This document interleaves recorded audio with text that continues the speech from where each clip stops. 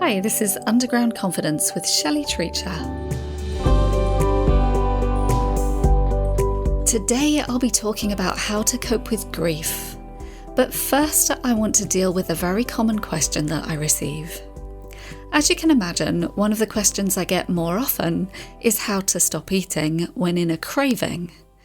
It's good to educate yourself on what a craving is. You can hear about that in one of my last podcasts. But to answer that question this week, as there are many answers to this question, again, you can see all of those in all of my podcasts. Here's a recording of a tip I gave a couple of weeks ago in my Facebook group and on my Instagram page about becoming aware of the tone of voice of your craving. I want to tell you something I've just noticed, in case it's helpful. So, you know that I have a bit of a chocolate addiction.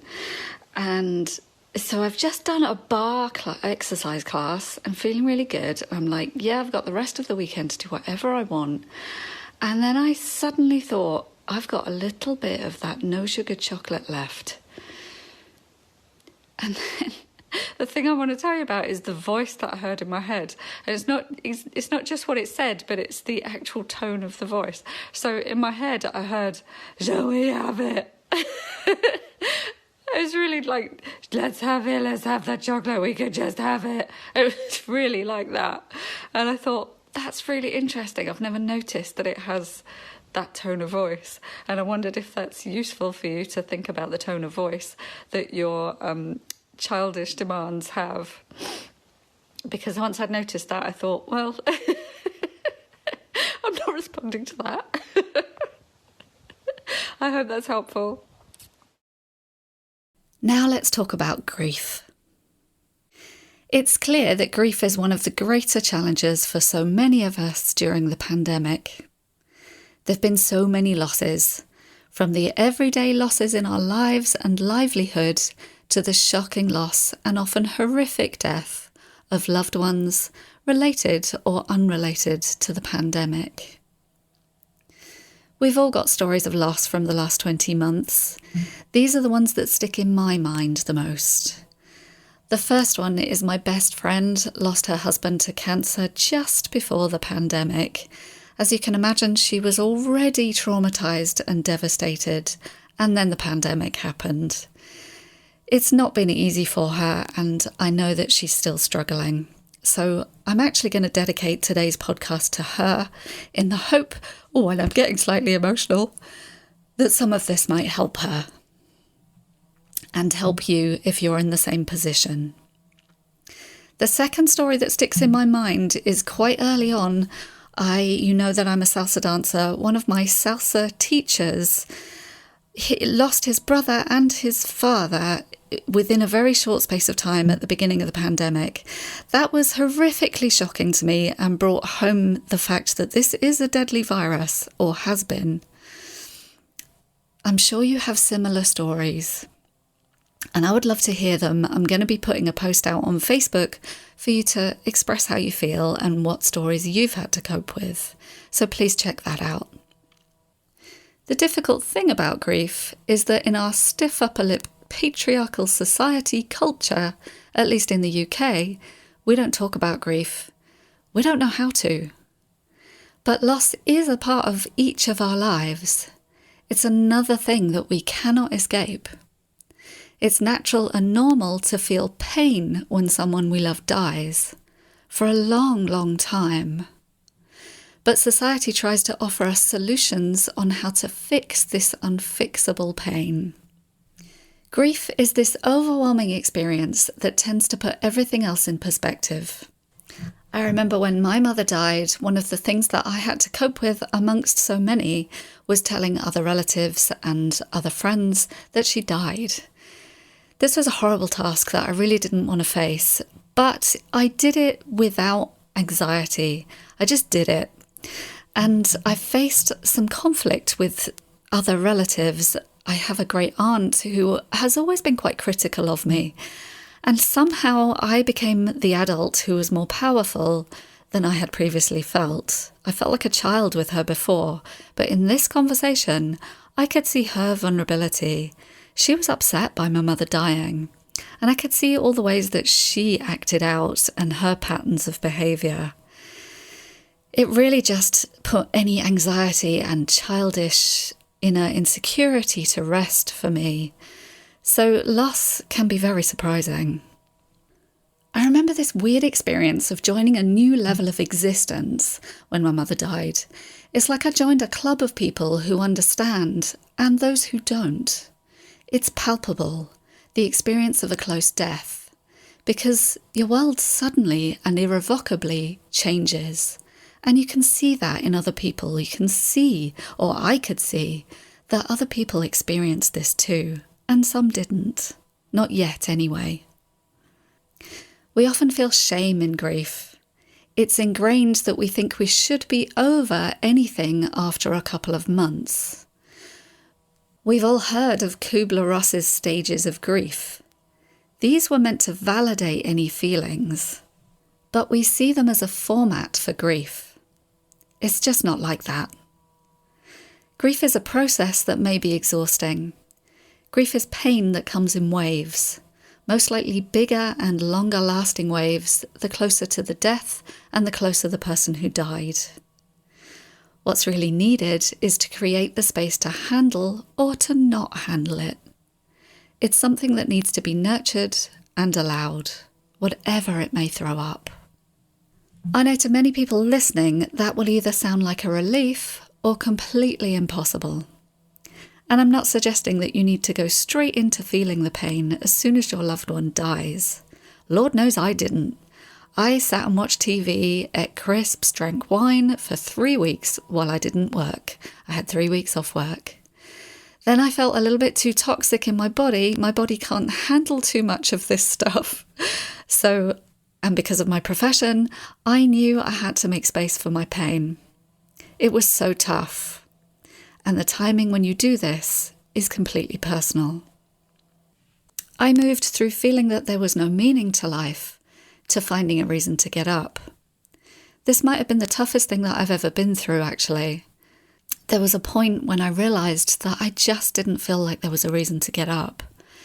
And rather than try and find ways or reasons to get up because of my training, I knew I had to just go with that and see what happened.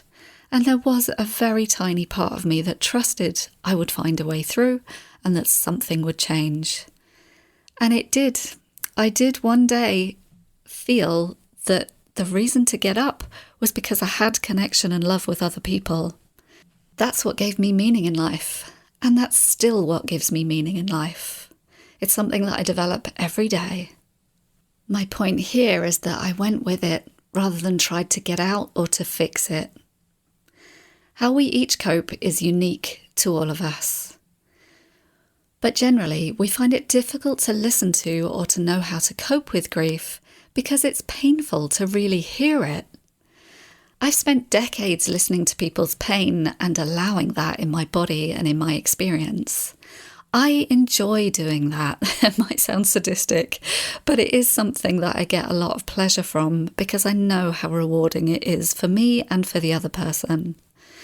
But there are times when I can't hear it and when I find it so painful, like if someone I love, like my goddaughter, if she's going through something excruciating, I would like to just hold her and squash it. That's a natural instinct, but it's not going to help her. What happens when we try to think about grief or to cope with grief is we go into our brains looking for a solution of how to fix it, how to move beyond it. But we need our limbic system or our peripheral nervous system. We need to experience it without stopping it or holding it back. Grief is visceral. We need to allow the experience because it's real, and this is the kindest thing that you can do about that. Not because you'll get over it or make it better, but because denying it isn't really what we want either. I often hear my clients say that it's infuriating when people deny or won't talk about the person who's died. My experience is that people often welcome the opportunity to talk about that person, not by being forced to talk about them, but by having the opportunity. So tell your stories of the grief, if not to others, to yourself, in writing. It's not that you move through it. It's more that you learn to hold it and to be kind enough to yourself that you can. In grief, you don't have to move on. You can hold the love and grief and still exist in the world. You don't have to choose between them. Allowing it changes everything. You might see the world differently. Your relationships might be different. They might become more open or unfold. When you feel you can't let go, let that be okay. People will tell you to let go. I had an experience when I lost a cat once. I was so sad about losing my cat. She was my very dear companion for a very long time. And I had a shiatsu to try and balance how I felt about it. And the woman, the first thing she said was, "You've got to let go. You're holding on to the cat's spirit." I'm not sure whether I believe that or not, but it infuriated me to hear that. I knew that I couldn't let go. And then I felt guilty and anxious that I was holding on to my cat and causing her distress. So my advice to you is not to let go until you're ready. Let go when you're ready to. It's completely unique and up to you. No one can tell you when the right time to do that is.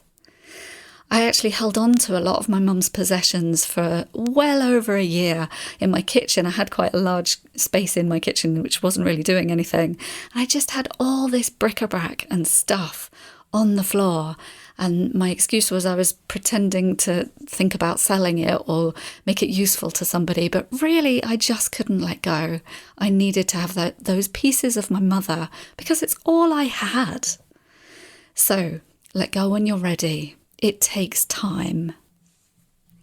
If you're in early grief, if it hasn't been long since you lost someone dear to you, you may not be able to focus on the pain or the feelings that you have. So just focus on the mundane. Turn your attention to the everyday tasks that I know you don't want to do. But really, if you can't do anything, focus on your physical self-care. You may not want to do this either. So be realistic with yourself and give yourself permission to just have very small wins. It's like time is slowed down when you lose someone important to you. So if you manage to have a wash that day, that's a win. If you manage to eat a meal, that's a win. Any small win is progress. And that's all you have to do. Take it one step at a time, much more slowly than you would expect yourself to do or that you think everybody else wants you to do. Often lying behind some of the grief and the pain of grief is the fear of not coping alone. I know I hear from a lot of clients that they're afraid of what will happen when they lose their parents, or some talk about what would happen if they lose their partner. And I know that behind this might be a fear of coping alone. My profession helped me with this one because I knew I had to go through feeling. It would have been very different if I'd been younger. I was 40 when my mother died. Some say that's quite young, and she was quite young. She was 73. I think that's young. But it's also old enough for me to be able to cope. I knew I had to go through those feelings. I knew I had that coping skill. 10 years earlier, I'm not sure I would have done it in the same way. I think I would have been much more of a mess for much longer. Often also, we feel self-blame or guilt towards the one who died. But you could not have done life any differently. I found out that my family have a saying. I actually found this out at 2 a.m. after my mother's death. My aunt said, "Don't blame yourself. We've all got a PhD in hindsight." And it's true. You just don't know that this is going to happen, so you're not going to behave any differently. You have to learn to forgive yourself for anything that you did or didn't do. When you feel bad about what or who you are and what you've done, that's where the real depression comes, I think. Another thing that often happens around death is conflict. This often happens in families or in friendships. Sometimes friendships change a lot as a result of a death. Because we come into contact with and remind each other of our pain, which we don't necessarily have the skills to cope with. So many of us might be acting in our worst behaviours. Blame is a way to avoid pain. People may blame us for our misfortune because they or we can imagine how awful this might be, and we don't want to. Irritation is a sign that you need self-care. So assess which situations make you feel better and which ones make you feel worse. It's okay to cherry pick. Other things you might experience are insomnia, agoraphobia, memory loss, or anxiety. And of course, your food and your nutrition intake and your nourishment are probably going to be affected. Some people stop eating altogether, in which case it's a really good idea to have quick, easy things that are healthy for you lying around the house or in the kitchen, like protein shakes. I found those much more palatable than actual food when I couldn't eat when my mother died. And of course, you might overeat at this time. You might comfort eat because of all those difficult, painful waves of feeling. I did eat junk food. Once I'd got over the initial couldn't eat food, I ate a lot of junk. I think this kind of has to be okay, much more okay than usual, but all the more reason to introduce self-care and kindness, and just slowly, gradually understanding what's behind the comfort eating. Another thing that we often have to deal with are occasions and anniversaries. I'm going to give you a quote here from Lynn Reed. Because grief is hidden and we carry it within us, it is tempting to become reclusive and stay in bed over the holiday season. A lot of evidence shows that exercise can stave off sadness or depression. It's good to get out for a walk, if only for 10 minutes. Then it may be possible to go to the pictures or visit a friend. If we can stick to a plan, there may be a few glimmers of enjoyment during this painful season. Some light in the darkness. I know that sounds impossible to some of you, but the point is that one small win, one small doing something different that might be good for you, often leads you to be able to cope with other things for longer. For me, once my mum died, I needed to spend time with other people on Christmas Day, and luckily I had friends, many friends, who offered a Christmas place for me. And then there was a time about 3 or 4 years in when I actually wanted to stay home on my own. I wanted to honour the memory of my mother and to think about spending Christmas with her. Christmas was amazing with my mother. She was so much fun. She used to make me laugh, and we just had such a lovely, relaxed day, just me and her. And so I love to remember this, and that particular day was one of my best Christmases ever. By a few years in, I was able to remember the good memories rather than just have shocking waves of pain. I still had pain, but it felt like an honour to remember her. I just want to mention trauma and anxiety here, because often grief and loss happened in a traumatic way and caused you a lot of stress. And so the consequence might be feeling stressed for a very long time. In which case, I'd advise you to go back and look at some of the podcasts I've done around trauma and anxiety to do some of the polyvagal exercises to bring your system down. That's what it needs. It needs to come out of being hypervigilant. You might, for example, feel if something tragic happened, you might now be on the lookout for something tragic happening, and your brain might be wired to see this wherever you go.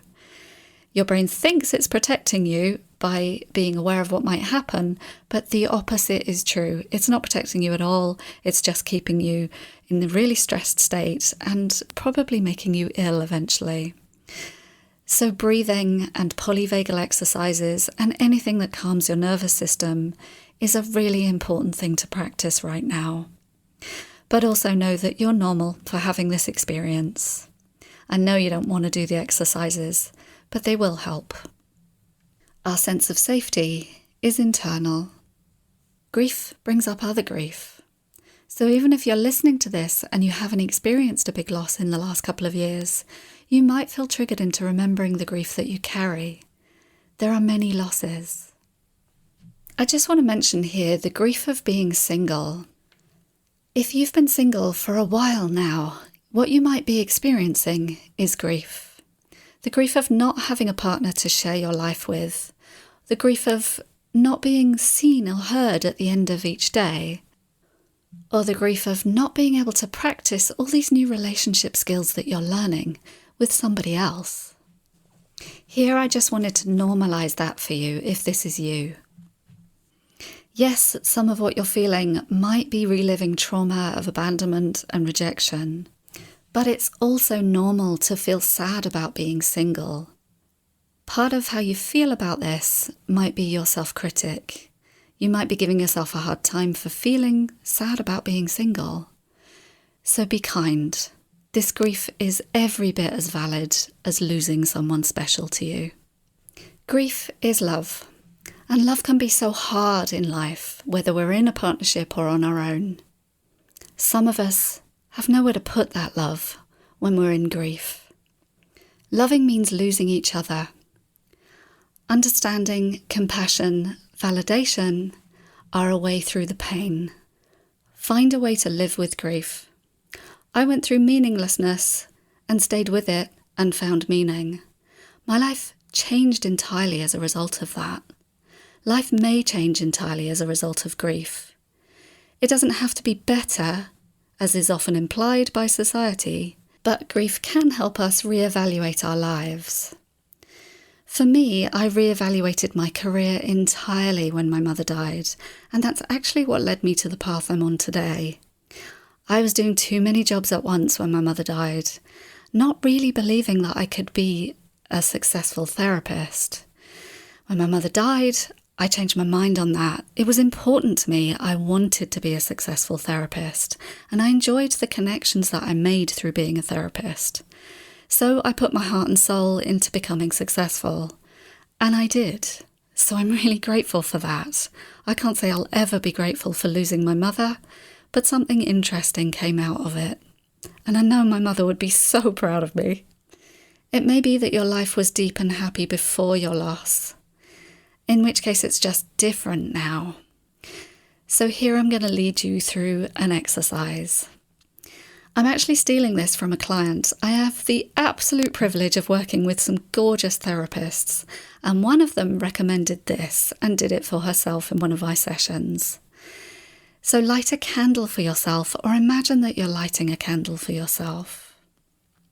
Take your time over lighting and ceremoniously seeing that light come on. This light is for you. This light is for your pain. This light is for your grief. And say to yourself, I light this candle for my grief. It's purely for the sake of holding your grief and honouring it. If this feels impossibly frightening, ask your pain, what would it need to feel safe enough to come out?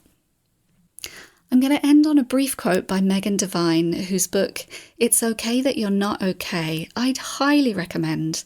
I've used this book for this podcast. It's a really beautiful book. She says, I want you to be heard. Some things cannot be fixed. They can only be carried. Thank you for listening today. If you want to be heard, please access any of the free Facebook groups that I've got and check out what my latest program is. We're all about getting you heard. Loss and grief are a huge part of what makes us overeat, and also a huge part of being single. So both of my programs, which are actually open right now, are going to help you address some of this pain. Next week, I'm going to be talking about something dear to my heart. I'm going to be talking about the menopause. Thank you for listening today. I'll look forward to hearing your comments and questions if you have any. This is Shelley Treacher from Underground Confidence. I'll see you on Wednesday.